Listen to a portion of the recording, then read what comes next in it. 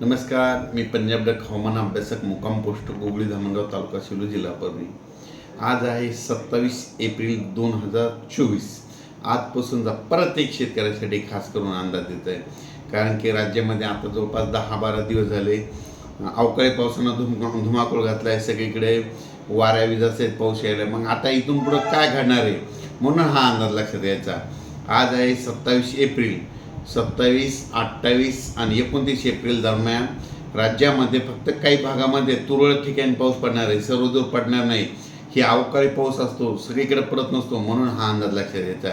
मग 27, 28, 29 दरम्यान सांगायचं झालं तर उत्तर महाराष्ट्राकडे तुरळक भागामध्ये, त्याच्यानंतर मराठवाड्याच्या तुरळक भागामध्ये आणि त्याच्यानंतर पश्चिम विदर्भाच्या तुरळक भागामध्ये पाऊस पडणार आहे, म्हणून हा अंदाज लक्षात घ्यायचा। खूप काही मोठा नसणार, फक्त विजेच्या कडकडासह वारं सुटणार आहे, म्हणून हा अंदाज लक्षात घ्यायचा। पण त्याच्यानंतर 30 एप्रिलपासून हवामान मात्र कोरडं व्हायला सुरुवात होणार आहे। 30 एप्रिलपासून तर जवळपास 8 दिवस हवामान कोरडं राहणार आहे। उष्णतेची तीव्र लाट येणार आहे। त्याच्यात सर्व शेतकऱ्याला सांगू इच्छितो, उन्हाची तीव्रता वाढत जाणार आहे। 1 मे 2024 म्हणजे 1 मेपासून लगेच उन्हाची तीव्रता वाढत जाणार आहे, म्हणून हा अंदाज लक्षात घ्यायचा। सांगायचं झालं तर ऊन वाढल्यामुळं त्याच्यामुळं वृद्धांची काळजी घ्या, मुलांची देखील काळजी घ्या, कारण की उन्हाचा पारा वाढत जाणार आहे आणि हे 6 तारखेच्या जवळपास आसपास असणार आहे, म्हणून हा अंदाज लक्षात येतो।